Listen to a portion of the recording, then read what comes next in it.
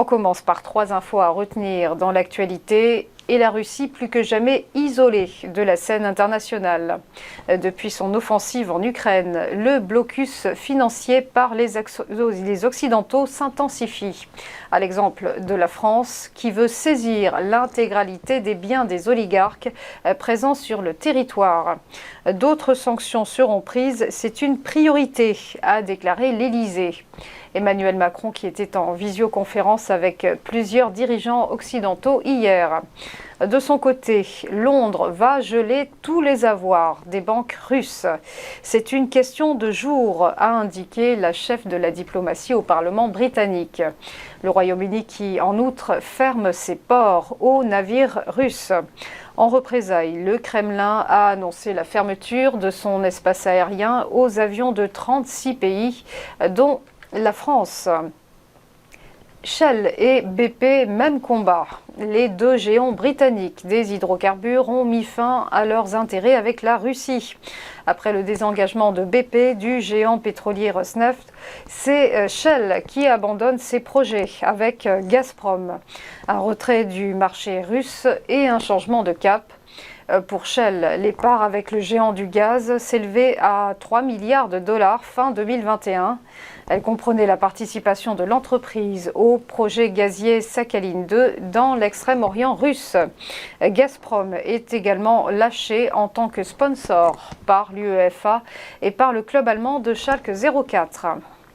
La transition est toute trouvée pour parler de sport. Sachez que la Russie est exclue du mondial au Qatar.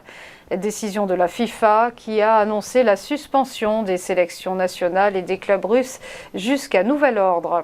Les Russes, hôtes de la dernière Coupe du Monde en 2018, sont donc disqualifiés des barrages de la prochaine édition. Barrage qu'ils devaient disputer fin mars face à la Pologne. Le mondial de foot au Qatar qui va se dérouler du 21 novembre au 18 décembre. Par ailleurs, la commission exécutive du CIO, le Comité international olympique, a recommandé d'interdire Russes et Biélorusses de toutes les compétitions sportives. On passe au point boursier. Petit rappel de la clôture des marchés hier. Les places boursières européennes ont dévissé sous le poids du durcissement des sanctions contre la Russie. Le CAC 40 limite la casse. L'indice parisien a lâché 1,39%, terminant à 6 658 points.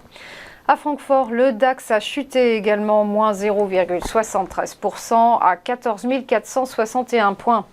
Quant au FTSE londonien, il a cédé moins 0,42%, tandis que l'IBEX de Madrid restait quasiment à l'équilibre, moins 0,09%. Du côté de Wall Street, ordre dispersé et pertes limitées, moins 0,53% pour le Dow Jones, moins 0,26% pour le S&P 500.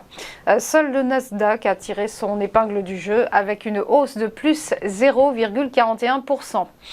Enfin, un mot du Nikkei, l'indice de Tokyo ce matin qui grimpe de 1,2%. Le Japon ou Toyota, on l'a appris ce matin, est contraint de fermer toutes ses usines en raison d'une cyberattaque. Un coup dur donc pour le plus gros constructeur automobile de la planète. Le Japon qui par ailleurs vient d'annoncer lui aussi des sanctions contre la Russie. Voilà, restez avec nous, à tout de suite pour Chronocac et l'ouverture des cotations.